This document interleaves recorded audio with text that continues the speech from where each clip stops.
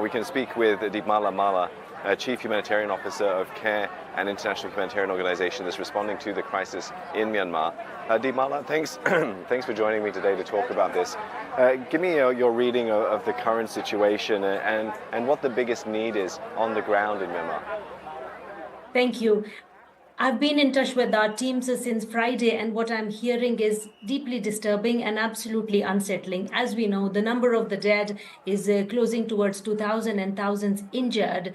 But also, as we are getting a bit of more understanding of what the situation is, people are very, very scared. People are finding it hard to go back. I have been hearing from our teams that some of them who ran out after the first tremor and they were on the streets when the second massive one happened, I've heard that they saw motorcycles being thrown up in the air, buildings collapsing, cars scattered. If I quote one of my colleagues, she said, "I feel numb." And then she was quick to add, "As a humanitarian, I can see the urgency and we will think about others before we think about ourselves." The biggest needs: clean water, food, and shelter. A lot of people are sleeping on the streets at this point in time as well, and many of them have injuries, even fractures, but they are not able to get medical help because the hospital is overwhelmed.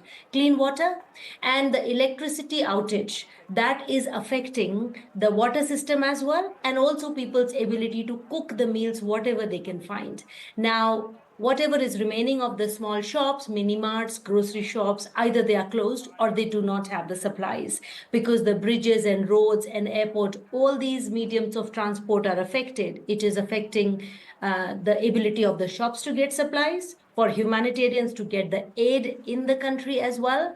And so medical supplies, very clean and safe water for people, shelter, meals. This is the immediate, but let's not undermine the psychological effect, the trauma that people have faced here. I heard from some of my team members that they have seen bodies piled up in the cemetery. So the humanitarian need has really grown up very, very quickly, and humanitarians are on the ground. And they have started responding. We have started responding, but we need a lot of support, including resources. Yeah, and talk to us a bit about the resources quickly from the international support. What's most needed in Myanmar? Right now, most needed is shelter, as we have learned from our experiences in the earthquakes, medical supplies. And when I say medical supplies, I'm talking specifically about things like antibiotics, bandages, surgical equipment, and then clean water systems. This is a key. And then we really need to work on the psychosocial and trauma aspect of people. The markets are somehow functional.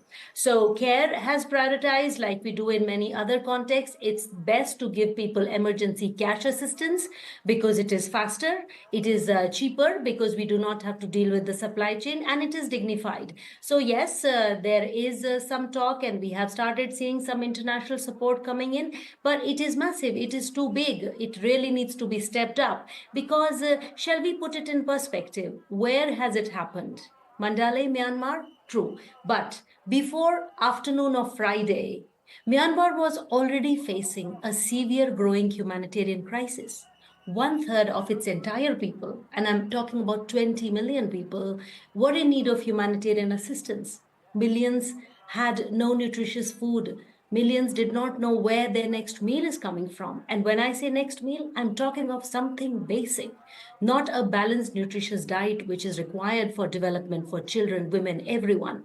So this is a shock after another one. And remember, last year, Myanmar faced cyclones, extreme flooding. And right now, when it is so devastating and everyone is horrified, scared to go back in anything which has a roof, there is a possibility of some flooding or anything around April. So the context is very, very complicated. So yes, it has started, but right now, if I may say, there are more words than action. Situation, Deepmala, and it is a problem that needs to be addressed. Thanks very much, Deepmala Mahla, the Chief Humanitarian Officer of CARE.